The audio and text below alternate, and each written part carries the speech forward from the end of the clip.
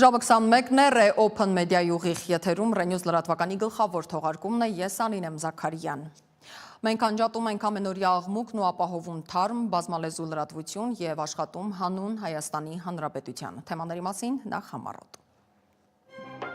Փոքրիկ հրաշք մեծ աղետի ժամանակ Հնդկաստանում կործանված օդանավում գտնվող 242 հոգուց փրկվել է մեկը։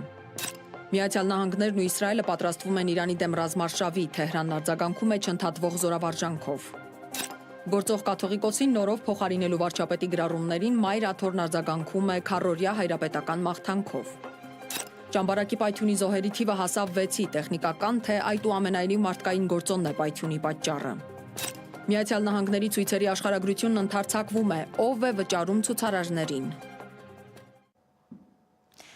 Փոքրիկ հրաշք մեծ աղետի ժամանակ Հնդկաստանի Ահմադաբադ քաղաքի օդանավակայանում վթարի է ենթարկվել Լոնդոն մեկնել պատրաստվող Air India ավիաընկերության Boeing 787-8 Dreamliner ինքնաթիռը։ Հնդկաստանի ոստիկանությունը նախ հաստատել էր, որ կործանված օդանավում գտնվող բոլոր 242 ուղևորներն ու անձնակազմի անդամները զոհվել են, մինչդեռ ուղևորներից մեկը հրաշքով փրկվել է։ Անգամ ճեպազրույց ունեցել լրագրողների հետ։ Հնդկաստանի քաղաքացիական ավիացիայի գլխավոր վարչությունը հաստատել է, որ ինքնաթիռը կործանվել է թռիչքից անմիջապես հետո, մինչև այդ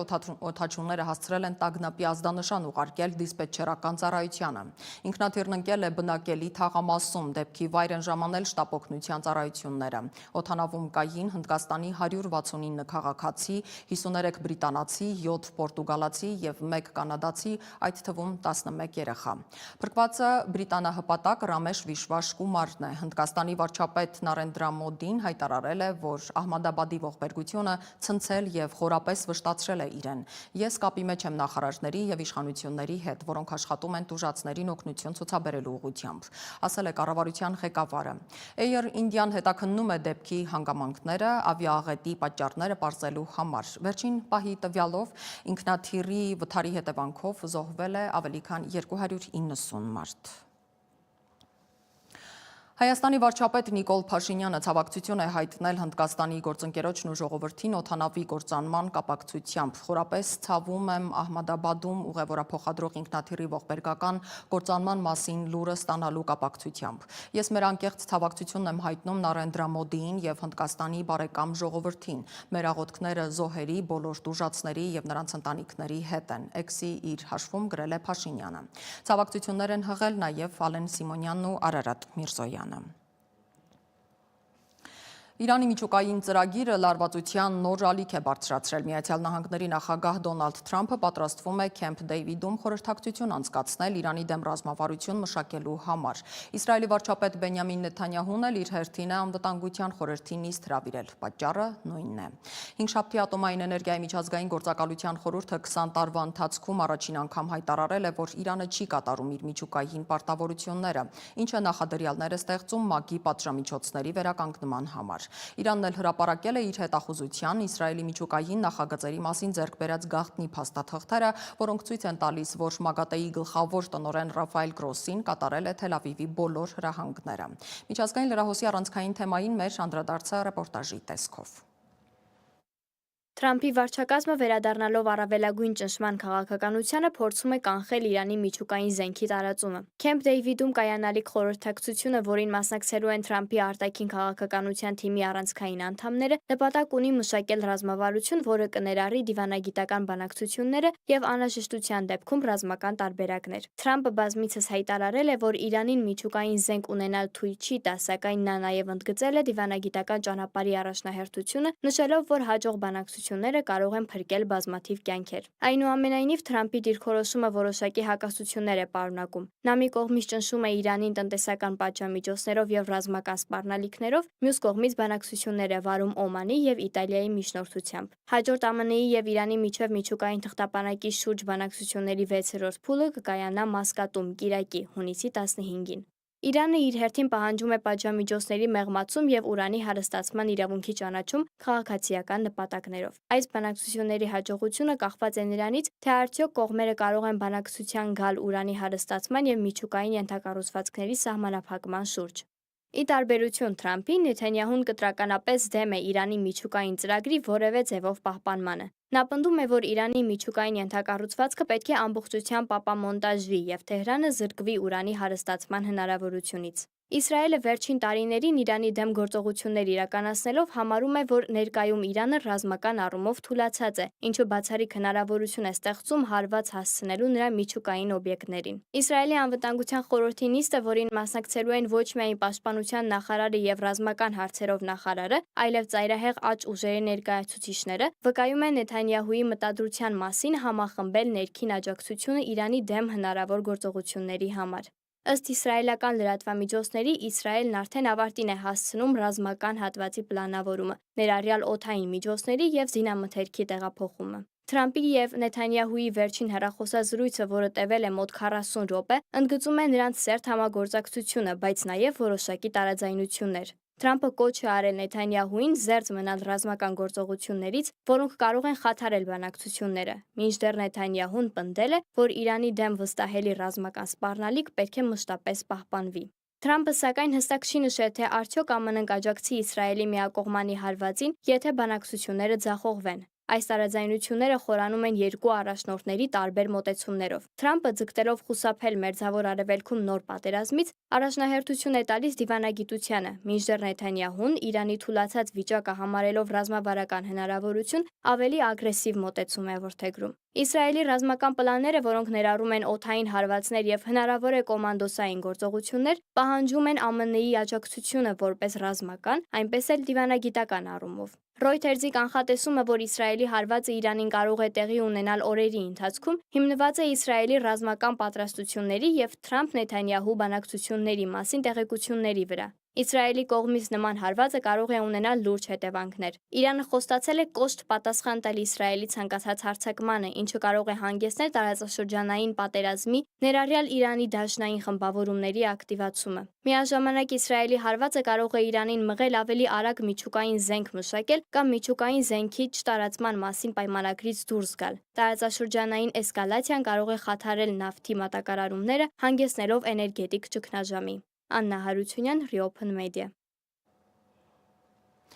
Վերջին տեղեկություններով Իրաքում Միացյալ Նահանգների դիվանագիտական առաքելությունը սկսում է դիվանագետների արտակարգ տարհանում։ Ամերիկյան դեսպանության անձնակազմը տարհանվում է նաև Քուվեյթից։ Մեծ Բրիտանիան զգուշացրել է բոլոր բեռնանավերին Պարսից ծոցը հատերի սպասման ռեժիմում մնալ։ Իրանի զինված ուժերի գլխավոր շտաբի պետ գեներալ Մոհամմադ Բադերին հինգշաբթի հրամայել է սկսել համազգային զորավարժությունների շարք։ Բաղերի խոսքով զորավարժությունների նպատակն է բարձրացնել Իրանի զինված ուժերի պաշտպանական հզորությունը, օպերատիվ պատրաստվածությունն ու զսպման ներուժը, նշել է Մեհր գործակալությունը։ Որքանով է հավանական մեր սահմանների անմիջական հարևանությամբ ռազմական էսկալացիան, փորձագետների հետ խոսել է Դավիթ Կենջոյանը։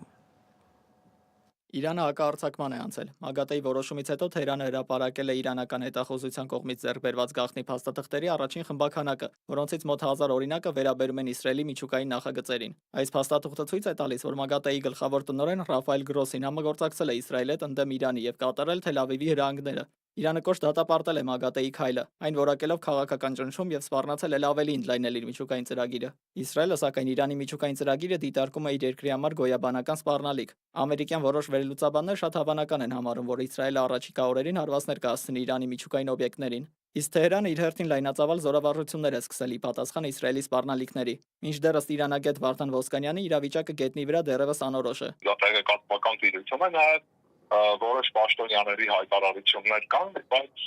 կոնկրետ գործողությունների դաշտում կարծեք թե որևէ բան առայժմ հստակ չէ։ Ռազմական փորձագետ Հայկ Նահապետյանը կարծում է, որ խնդիրը ավելի խորը քաղաքական է։ Մասնագետը նշում է, որ Իսրայելի աջակցությունները ուռճացված են եւ առ այսօր Իսրայելին չի աջակցվել ամբողջությամբ գրավել լիովին շրջափակված Գազայի հատվածը։ Իսկ դա նշանակում է Իսրայելը այդ հարցում պարտություն է կրել։ Իսրայելի ռազմաքաղաքական ղեկավարության թիմի խնդիրը Իրանին որպես ռազմական տերություն ծնկի բերելն է։ Այդ թվում նաև ներքին գործընթացներով անջատողական տրամադրություններ, որտեղ վերջին հաշվով Իրանը բազմազգ պետություն է, որտեղ փարսիկները անգամ 50% չեն։ Նահապետյանի համոզմամբ Իրանին հաղթելու համար օդային հարվածները բավարար չեն։ Այդ ամենին պետք է հաջորդի նաև ցամաքային հարձակում, որտեղ արդեն կներգրավեն նաև հարևան երկրները։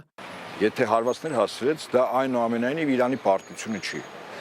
Իրանին ծնկի բերելու համար ցամաքային օպերացիա է պետք, այսինքն զրահատական զոքեր եւ հետևակ, որ մտնի Իրանի տարածք։ Հիմա որ պետություններից զորքեր կարող են մտնել։ Նո առնվազն երկու պետություն նշեմ, դա Ադրբեջանն է եւ Իրաքը։ Բայց այստեղ էլ խնդիր կա, որտեղ առնվազն տարբեր լուրջ փորձագիտական գնահատականներով Իրանի դեմ ցամաքային օպերացիայի ներգրաված անձնակազմի թվականակը 1.5 միլիոնն են նվազագույն թիվն է։ Ոսկանյանի կարծիքով Իսրայելը ռիսկ չի անի առանց գերտերության կարգավիճակ ունեցող դաշնակից ԱՄՆ-ի այդպիսի լուրջ քայլի գնալ։ Բայց համատեքստում տարածաշրջանում մենք ունենք մի վարչախումբ, որը տենչում է ուղղակի պատերազմ Իրանի դեմ։ Նեթանյահուի վարչախմբի մասին է խոսքը, ընդ որում Իսրայելը ոչ բոլորն են համաձայն այդ քաղաքականության հետ։ Եվ այս համատեքստում կարծեք թե պատեն առիթ է դիտարկվում տվյալ հանգամանքը Իրանի վրա, ասեմ այսպես, հարձակում իրականացնելու համար։ Բայց իսրայելական կողմը միայնակ նման հարձակում իրականացնելու, լայնածավալ հարձակում իրականացնելու հնարավորություն չունի եւ առանց Միացյալ Նահանգների թույլատրության նման գործողության չի կարող գնալ։ Այնինչ առավելագույնը կարող է անել Իսրայելը փոքր կետային հարվածներ հասցնել է, ասում է իրանագետը։ Իսրայելական կողմը հնարավորություն ունի օդային հարված հասցնելու, ոչ լայնածավալ բնույթի, կետային օդային հարվածներ հասցնելու հնարավորություն ունի, բայց գիտեք իրանական կողմից էլ հայտարարում են, որ Իրանի հիմնական ախոյանը այդ պարագայում կլինի Միացյալ Նահանգների ներկայությունը տարածաշրջանում, Միացյալ Նահանգների ռազմակայանները եւ այն ենթակառուցվածքները, որոնք ըստ էության սպասարկում են։ Իսրայելի հնարավոր հարվածը նույնիսկ սահմանափակ լինելու դեպքում կարող է տարածաշրջանում լուրջ հետևանքներ ունենալ։ Իրանը հստակ զգուշացրել է, որ պատասխան կհարվածի ԱՄՆ ռազմաբազաներին, հատկապես որ դրանք գտնվում են իրենց հասանելիության գոտում։ Իրանագետը ընդգծում է Իսրայելի եւ Ադրբեջանի միջև խորը ռազմավարական կապերը Ադրբեջանը դարձնում են Իրանի դեմ Իսրայելի գործողությունների հնարավոր մասնակից։ Ինչպես գիտենք, Իրանը մեկ անգամ չէ հայտարարել, որ Հարավային Կովկասում սահմանների ցանկացած փոփոխություն անընդունելի է։ Իրանի վրա յուրաքանչյուր հարձակման պարագայում Ադրբեջանը դիտարկվում է որպես ցածկահարթակ, հատկապես եթե խոսքը գնում է Իսրայելի պետության մասին, որի Բաքվի բարբարոսական վարչախումբը ունի խորը ռազմավարական հարաբերություններ, ոստի այս համատեքստում ադրբեջանական կողմը ակնհայտորեն այն շահառուներից է, որը կցանկանա Իրանի դեմ ռազմական գործողություններ, բայց սա հավի է նաև ռիսկերով, որովհետև եթե ադրբեջանական տարածքը օգտագործի Իրանի վրա հարձակման նպատակով, ապա այդ տարածքը նույնպես թիրախ կդառնա իրանական հերթերային հաստատի համար։ Ռազմական փորձագետի համոզմամբ օդային հարվածներով չի սահմանափակվի խնդիրը։ Լայնածավալ պատերազմի վտանգը կարող է ծագել, եթե ճգնաժամը շարունակվի։ Եթե Իրանի դեմ օդային հրթիռային հարվածներ գործնական սկսեց, որին պետք է հաջորդի ցամաքային օպերացիա, ապա Հայաստանի հարավի ուղղությամբ եւս Ադրբեջանը սկսելու գործողություններ անել։ Եվ դրա նաև որոշակի առումով ապացույցան է, որ Նախիջևանում պարբերաբար զորավարժություններ են, այդ թվում նաև զրատանկային զորքերից, դրանք հարձակողական զինատեսակներ են։ ՄԱԳԱՏԷ-ի զեկույցը եւ լարվածության սրումը մերձավոր արևելքում իրավիճակը դարձնում են պայթյունավտանգ։ Փորձագետներն ասում են, որ մոտ ապագայում ռազմական բախման վտանգը մեծ է, հատկապես եթե դիվանագիտական ջանքերը փակուղում հայտնվեն։ Դավիթ Գենջոյան, Գևորգ Սիանոսյան, Reopen Media։ Ճամբարակում տեղի ունեցած պայթյունի հետևանքով զոհվածների թիվը հասել է 6-ի, թեմային անդրադարձ է եղել կառավարության այսօրվա նիստի ժամանակ։ Նախնական տվյալներով պայթյունը գազի արտահոսքի հետևանք էր։ Վարչապետ Փաշինյանը նախ ճշտել է անօթևաններ կան թե ոչ, հետո ցավակցություն է հայտնել։ Մեր թղթակից Նարինե Ղուկասյանը զրուցել է ճամբարակի փոխհամայնքապետի հետ, քննարկել իրավիճակը համայնքում, պարզել վիրավորների վիճակը։ Ավելի մանրամասն տեսանյութում։ Ճամբարակի պայթյունի ողբերգությունից հետո Երևան տեղափոխված վիրավորներից մեկը մահացել է։ Ծայրահեղ ծանր վիճակում գտնվող 69-ամյա տղամարդը նախօրեին Ճամբարակում տեղի ունեցած գազի պայթյունի 6-րդ զոհն է։ Երկու միջին ծանրության հիվանդներ շարունակում են բուժումը Սուրբ Գրիգոր Լուսավորիչ բժշկական կենտրոնում։ Ցավոք մեզ չհաջողվեց վիրավորների մասին բժիշկներից տեղեկություններ ստանալ։ Ճամբարակում ողբերգությունից հետո շատ տխուր մռայլ վիճակ է։ Reopen-ի հետ զրույցում ասաց Ճամբարակի համայնքապետի տեղակալը։ Վիճակին համապատասխան եւ աջակցություն տրամադրվի եւ մարդիկ ամեն ինչն են գործրել։ Իրանց հաստատներով քով առողջություն շատ ծանր կապության մեջ են հայտնվել։ Ռոբերտ Օհանյանի խոսքով 15000 բնակչություն ունեցող խոշորացված համայնքի համար սա ծանր փորձություն է։ Արմի Խաչի հետ պայմանավորվել էինք, շատ արագ արձագանքեցին, այդ հոգեբանական աջակցության կարիքը իրոք շատ կար։ Երեք աշխատել են ընտանիքների հետ, անձանց հետ։ Թեև դեպքից անմիջապես հետո պաշտոնյաները վստահեցնում էին, որ անօթևան մնացած քաղաքացիներին կտեղավորեն հյուրատներում եւ հյուրանոցներում, Ճամբարակի համայնքային պաշտոնյան մեզ ասաց, որ շատերին հարազատներն են իրենց տանիքի տակ առել։ Լսենք նաեւ տարածքային կառավարման եւ ենթակառուցվածքների նախարարի խոսնակին։ Ինչ վերաբերում է երկարաժամկետ լուծումներին, տուժած ընտանիքներին բնակարանով ապահովելու, կարծում եմ դեռ վաղ է խոսել, դրանք այդ հարցերը կքննարկվեն, երկարաժամկետ լուծումները դեռ այս պահի դրությամբ էլ քննարկվում են եւ առաջիկայում դրանց արդեն լուծումներ կտրվեն։ Իդեպ մենք ճշտեցինք, որ սահմանամերձ ճամբարակում 33 տուժած ընտանիքների թվում են նաև Արցախի բռնի տեղահանված 4 ընտանիք, որոնք վարձով էին բնակվում այդ շենքում։ Ինչպես արդեն պատմել ենք, գազի պայթյունը շենքի 3-րդ հարկի բնակարաններից մեկում է եղել։ Փլուզվել են 4-րդ, 3-րդ եւ 2-րդ հարկի բնակարանները, մասամբ փլուզվել են կից մուտքի բնակարաններ։ Քննչական կոմիտեն հայտնում է, որ դեպքի առթիվ նախաձեռնվել է քրեական վարույթ։ Քրեական օրենսգրքի 412-րդ հոդվածի 2-րդ մասի 2-րդ կետի հատկանիշներով։ Ներքին գործերի նախարարությունից վստահեցրին, որ դեպքի վայրում սահմանված է հերթապահություն ընթացիկ խնդիրների կարգավորման համար։ Նարնե Ղուկասյան, Reopen Media։ Վերջին ժամանակահատվածում գազի օգտագործման անվտանգության կանոններին չհետևելու պատճառով պայթյունների տարբեր մասշտաբների դեպքեր են տեղի ունենում։ Ու թեև թվում է, թե բոլոր պայմանները ստեղծված են, որպեսզի զերծ մնանք նմանատիպ աղետներից, այդուհանդերձ դրանք շարունակում են գրանցվել։ Վերջին ճամբարակում տեղի ունեցած դեպքը պիտի ահազանգ լինի բոլորիս համար, ավելի խորությամբ հասկանալու պատճառները։ Գուցե իսկապես կանոնները չենք պահպանում լիարժեք եւ միայն տեխնիկապես ապահովված լինելու խնդիրը չէ։ Դիտենք Անի Հովանեսյանի պատրաստած տեսանյութը։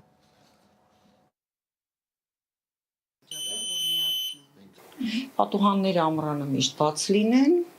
դռները պատուհանները բաց լինեն, որ գազի հոսքի դեպքում գովները դուրս գա։ Ճամբարակի պայթյունից հետո տիկին Սուսաննան ավելի ուշադիր է գազի փականներին։ Դե անվտանգության կանոնների մասին գիտեմ, որ պետք է ուշադիր լինել եւ գազի հոտի առկայության դեպքում դիմել տեսուչին։ Կամ եթե ինչ-որ անսարքություն է լինում, էլի պետք է զանգահարել տեսուչին, դատչիկը միշտ միացրած ենք պահում, առայժմ չի եղել, որ ինքը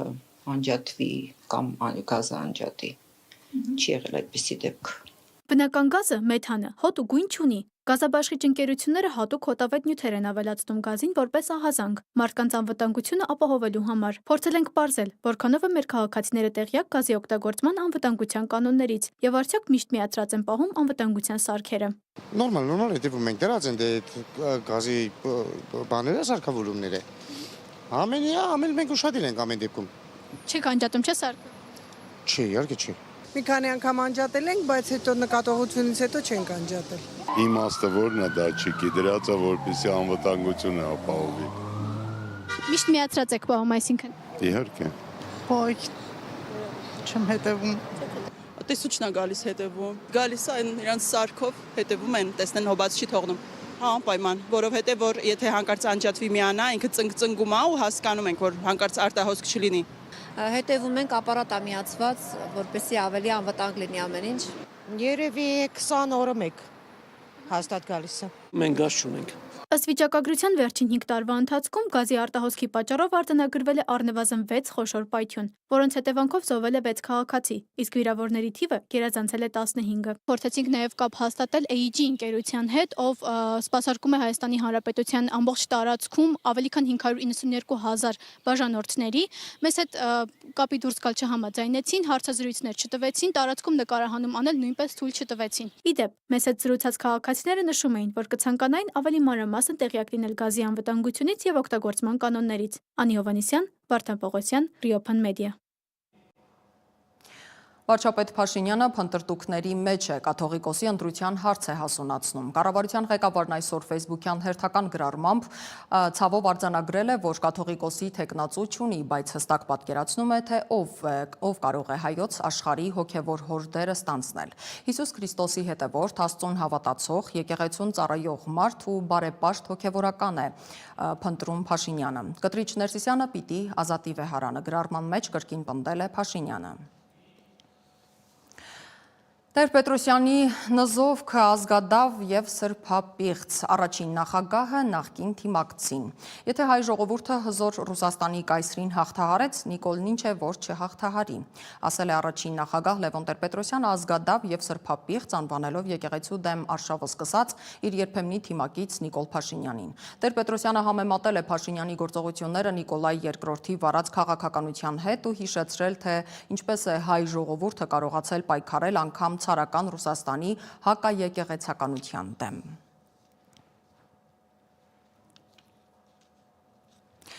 Նիկոլայ առաջին ցարից առաջ եւ հետո ինչ փորձությունների եւ վարկաբեկիչ արշավների են դիմագրավել Սուրբ Գրիգոր Լուսավորչի գահի տեղապահները, որքանով են նրանց հասցեին մեղադրանքները եղել ճշմարտացի կամ հորինված։ Մեկ ռեպորտաժում անհնար է ներկայացնել։ Պատմական այս ժամանակահատվածում դրդապատճառների մասին իմ գործընկեր Սիմոն Հովանիսյանը զրուցել է քաղաքագիտության դոկտորի հետ։ Նիկոլ Փաշինյանը Facebook-յան առավոտը սկսել է Հայաստանի հոգևոր առաջնորդին անուղղակի անվանելով թաքնված անառակ Խարդախ Վաշխառու։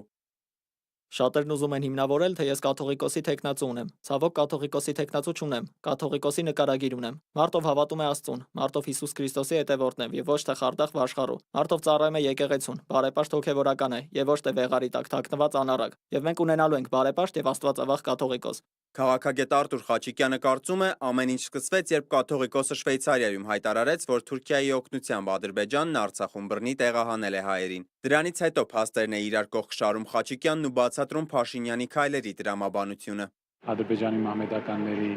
ղեկավարը հարձակվեց մեր եկեղեցու վրա։ Պարզ է, որ նա օգնում է Ալիևին, Ադրբեջանի մահմեդական ղեկավարին, Էրդողանին հարձակվել մեր եկեղեցու վրա, որտեղ սա վերջի ինստիտուտն է, որը դիմադրում է իր բռնապետությանը։ Հաջորդ քայլը լինելու է քրիստոնեությունից հրաժարվելը։ Հետո կսկսեն եկեղեցիներից խաչեր հանել, որտեղ Ադրբեջանը ցուցակներ ունի, թե որ եկեղեցիները մերը չեն։ Իրենց կողմից որ նայես, դա հասկանալի է, տրամաբանական է։ Ես չեմ հասկանում մեր ընդդիմությունը եւ մեր ժողովուրդը ոնց է թույլ տալիս, որ այսպիսի բաներ արվեն մեր աչքերի առաջ։ Դա է հարցը։ Մնացածը դժվար չէ հասկանալ։ Քաղաքագետը զարմանում է, ինչու են ժողովուրդն ու ընդդիմությունը ոչ համարժեք պայքարում։ Չնայած նշում է, այս իշխանության հետ այս ընդդիմությունն էլ պիտի գնա։ Ակնհայտ է, որ այս մարդը ուղղակի կլաուզա գրող, լրագրող է, որը ամեն անգամ ինչ-որ մարդուն որ ուզում է վարկաբեկի, հարձակվում է իր վրա։ Այստեղ որևէ զարմանալի բան չկա։ Նա անում է այն, ինչ որ նա գիտի։ Ինչպես գիտեք, Նիկոլ Փաշինյանը նոր համակարգող խումբ է ուզում ստեղծել ոչ միայն կաթողիկոսին հեռացնելու, այլև նոր կաթողիկոս ընտրելու համար։ Այդ ընտրությունները հակասահմանադրական են, լեգիտիմ չեն լինելու, ասում է քաղաքագետ Արտուր Խաչիկյանը, անգամ թատրոնի հետ է համեմատում։ Իսկ պատմության մեջ եղել են էլի այսպիսի թատրոններ, երբ պետությունն անմիջականորեն խառնվել է եկեղեցու գործերին։ Այդ թեմայով մանրամասն խոսել ենք փիլիսոփայական գիտությունների թեկնածու Պարքև Բարսեղյանի հետ։ Մանրամասները մեր առաջիկա թողարկմանը։ Սիմոն Հովանիսյան, Լևոն Ոսկանյան, Reopen Media։ Իդեպ հունիսի 16-ից 22-ը ամենայն հայոց հայրապետի հանդիսապետությամբ կկատարվի մաղթանք Մայրաթոր Սուրբ Էջմիածնի անսասանության եւ հավետ պայծառության համար։ Հայաստանի այդ առաքելական Սուրբ եկեղեցին նշելու է Արարատյան շաբաթվա տոները։ Ամենայն հայոց կաթողիկոսի օրհնությամբ դուրս կբերվեն Սուրբ Էջմիածնի սրբազան մասունքներ եւ ժողովրդի երկրպագության համար կմնան մինչեւ 18:00։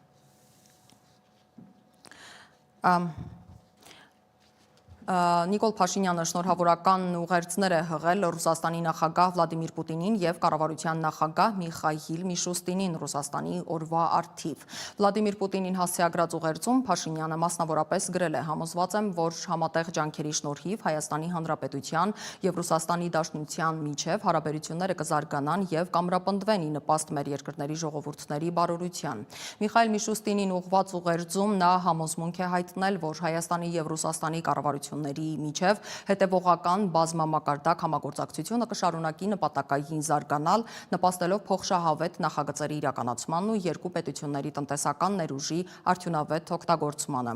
Այսօրը ժամանակակից Ռուսաստանի նորագույն պատմության մեջ մեկնարկային կետ է, որը նշանավորում է պետության եւ հասարակության զարգացման նոր փուլի սկիզբը, գրել է Փաշինյանը։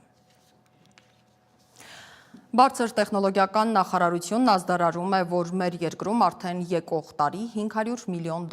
ներդրումով արհեստական բանականության գործարան կկառուցվի։ Կառավարության նիստի ընթացքում գործադիրի ղեկավարը բարձր տեխնոլոգիական արդյունաբերության նախարար Մխիթար Հայրապետյանին խնդրել է մանրամասներ ներկայացնել այս ծրագրի մասին։ Հստակ չէ Հայաստանի պետության ներգրավվածության ձևաչափը, բայց ըստ նախարարի ծրագիրը չափազանց իրատեսական է։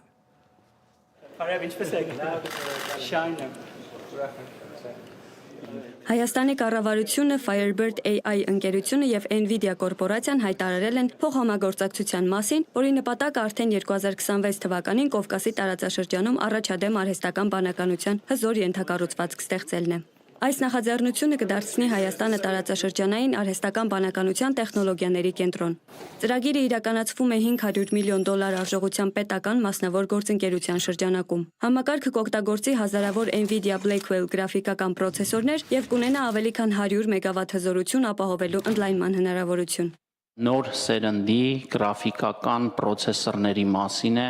որ Firebird-ը պետք է ձեռք բերի NVIDIA ընկերությունից, որ այս պահի դրությամբ աշխարհի ամենաառաջատար տեխնոլոգիան է համարվում, պրոցեսորները, որոնք համալրված են ամենաառաջատար չիպերով,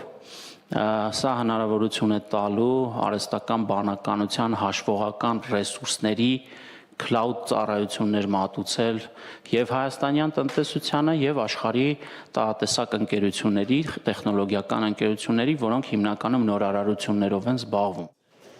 Ծրագրին կմիանան կարևոր գործընկերներ։ Team Group-ը կփոխանցի տեխնիկական փորձն ու կապահովի կապի ենթակառուցվածքը, իսկ Afean Foundation for Armenian կհանդես կգա որպես հիմնադիր ներդրող Նուբար Afean-ի ռազմավարական ղեկավարությամբ։ Հայաստանի տեխնոլոգիական առաջատարության հաջորդ էջը կգրվի գլոբալ համագործակցության եւ երկարաժամկետ ներդրումների հիման վրա։ Firebird-ի հիմնադիր եւ գլխավոր գործադիր տնօրեն Ռազմիկ Հովակիմյանը հակիրճ ներկայացրել է ծրագրի տեսլականը։ Սա նորարարության մեկնարկային հարթակ ստեղծելու մասին է Հայաստանից դեպի աշխարհ։ Մենք ներդրումներ ենք անելու նորարար մոդելների, ռոբոտատեխնիկայի եւ գիտության մեջ, համագործակցելով աշխարհի առաջատար համալսարանների հետ։ Սակայն արդյոք Հայաստանն ունի բավարար ռեսուրսներ, որ արհեստական բանականության ենթակառուցվածքները լինեն արդյունավետ։ Ոլորտի փորձագետ Սամվել Մարտիրոսյանի խոսքով, սա հնարավորություն է, որը հաջողության կվերածվի միայն ճիշտ օգտագործման դեպքում։ Սա պարզապես հնարավորություն է, դա չի նշանակում, որ սա որ եղավ ինքնըստինքյան ինչ-որ բաներ կառաջանան։ Դու պետք է կողքից նաև կարողանաս զարգացնել նրանց, ով դա կօգտագործի։ Այս նախաձեռնությունը փորձագետների համոզմամբ կարող է վճռական շրջադարձ ապահովել Հայաստանի տեխնոլոգիական առաջընթացի համար, համախմբելով ձեռնարկատիրական ներուժը, միջազգային համագործակցությամբ համաշխարհային մակարդակի ենթակառուցվածքներ ստեղծելով Հայաստանը դարձնելու արհեստական բանականության տեխնոլոգիաների զարգացման կենտրոն։ Մոնիկա Հայրոյան, Գևորգ Սյանոսյան, Reopen Media։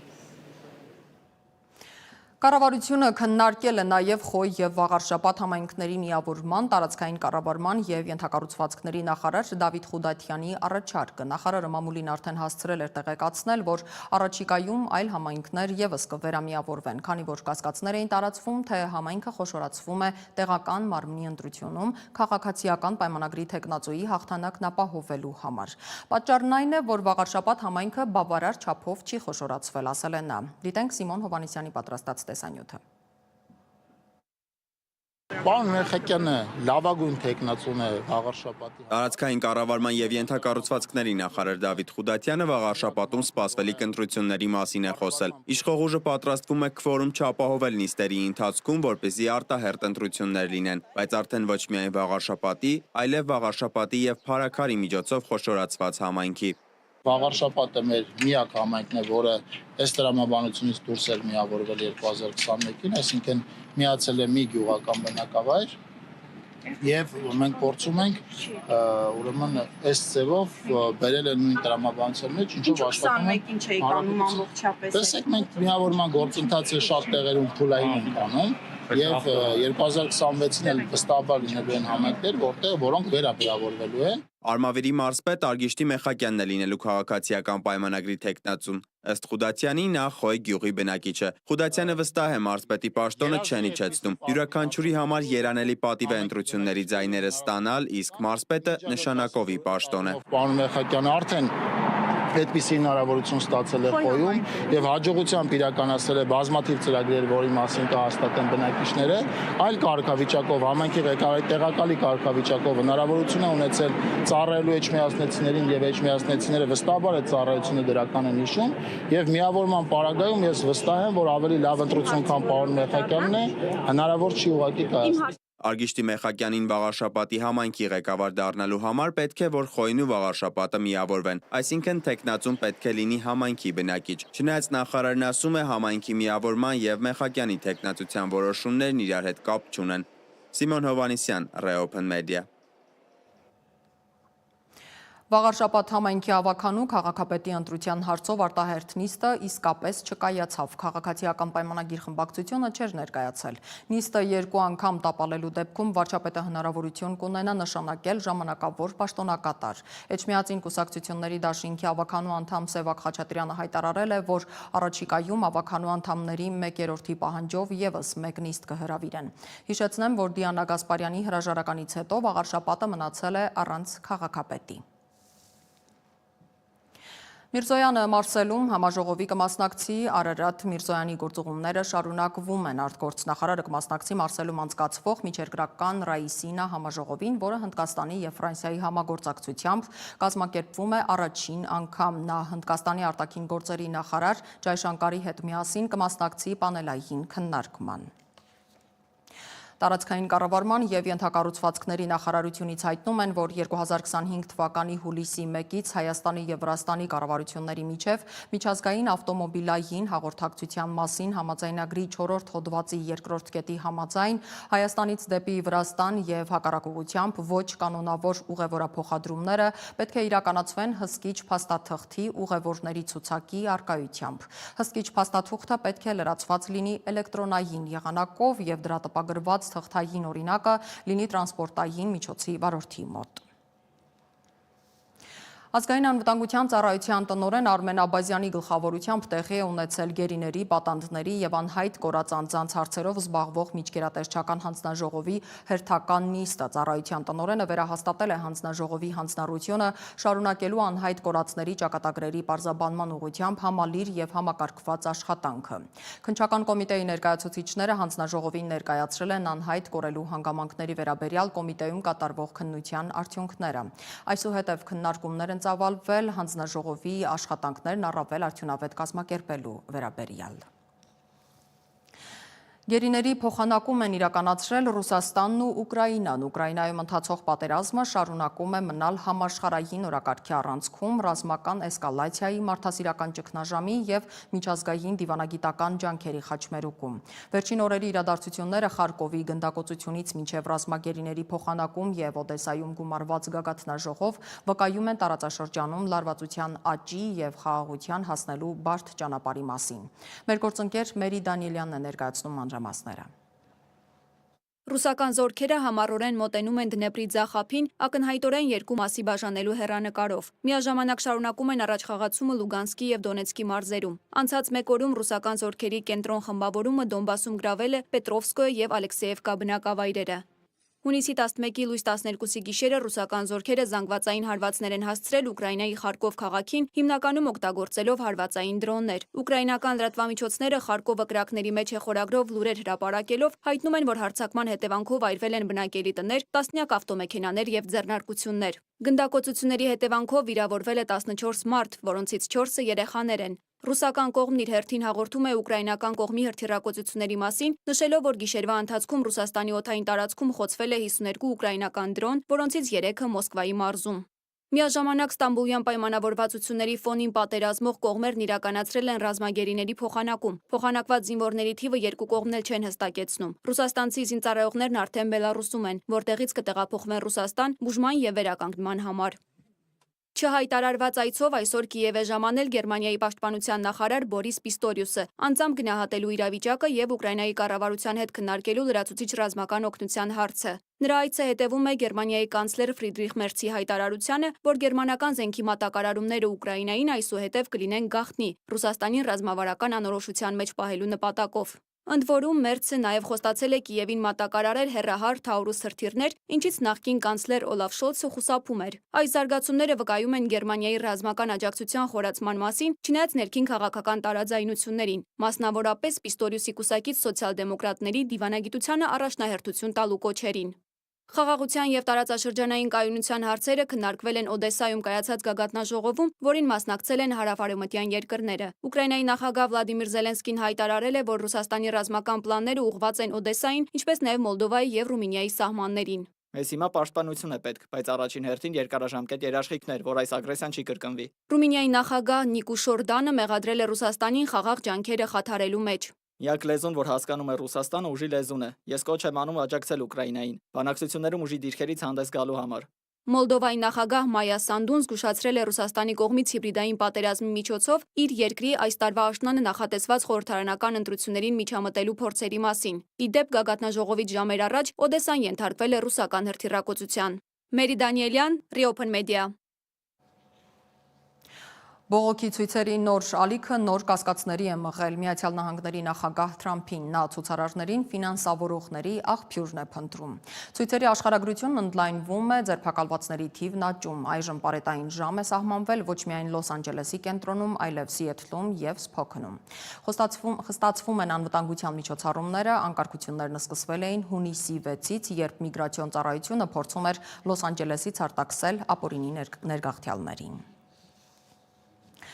Գինու փառատոնի հետ համը նոր մրցույթի տեսքով Հայաստանը տոնախմբություններ կազմակերպելու մենաշնորհ ունի։ Եկող տարի հյուրընկալելու ենք աշխարհի գինու խոշորագույն մրցույթներից մեկը չինական Ինչուան քաղաքում կայացած միջոցառման ժամանակ պաշտոնապես հայտարարվեց ընդունող երկրի փոփոխությունը եւ հայ ու չինացի ներկայացուցիչները դրոշների փոխանակմամբ խորհրդանշեցին փոխանցումը։ Հայկական գինու հանրահռչակմանն այս անգամ կնպաստի 380 միջազգային մասնագետ, իսկ մեծաթիվ հյուրերի համար սա պարզապես գինու աներևակայելի հրավառություն կլինի։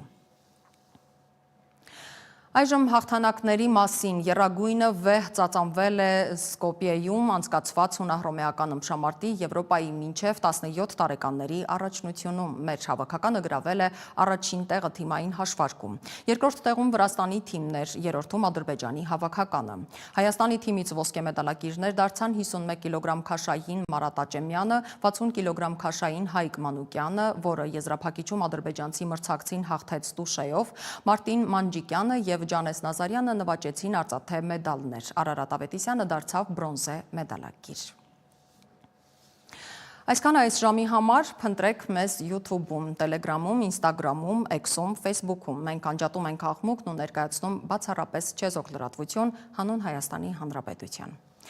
Ես Անին եմ Զաքարյան, ձեզ բարի ու խաղաղ գիշեր եմ մաղթում, կհանդիպենք։